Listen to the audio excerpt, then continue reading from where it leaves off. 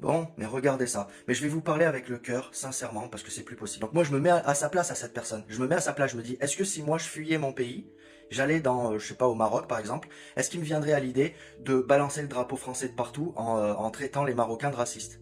Non, parce que j'ai pas un QI d'huître, déjà, premièrement. Et deuxièmement, comment ça va finir? Si je fais ça, je sais comment ça va finir. Je vais pas faire ça pendant longtemps, vous voyez? Donc c'est un peu aussi la responsabilité de notre gouvernement qui laisse faire ça. Le tort est partagé, hein.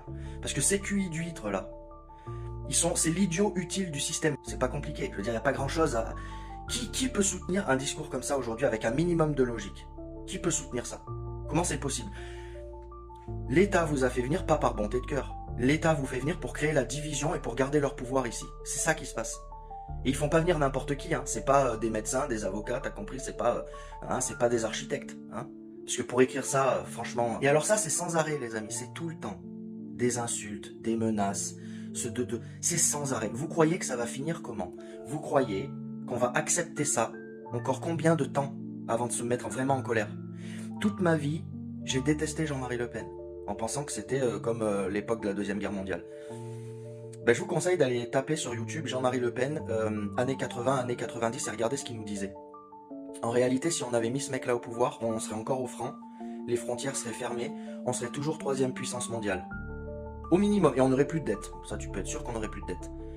Finalement, je me dis, on s'est tous fait manipuler. Les pires, c'est ceux qui sont au pouvoir.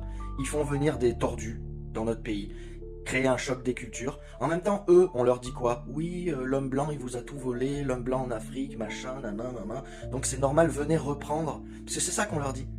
Venez reprendre, en fait, ce qui vous appartient, quoi. Donc ils sont pas du tout dans une logique, eux, de gens qui viennent profiter d'un système. Non, non, non, non, pas du tout. Ils sont dans la logique de se dire on va reprendre ce que les Blancs nous ont pris. Mais on vous a rien pris du tout, les mecs. Comprenez que l'État de l'époque, déjà c'était à l'époque, on n'y est pour rien, nous. D'accord? Si on regarde nos ancêtres, dans ces cas-là, tous ont commis des atrocités de toutes les couleurs. Donc déjà, premièrement. Et deuxièmement, ce que l'État français de l'époque a fait en Afrique, il nous le faisait à nous aussi. C'est-à-dire, on bossait comme des esclaves et on fabriquait des routes, des hôpitaux, des universités, voilà, on créait quoi. C'est ce qu'on est venu faire en Afrique quelque part aussi, d'accord? Pourquoi est-ce que ici ça marche et en Afrique ça marche pas? Ça, c'est à vous d'aller étudier pourquoi. Ok?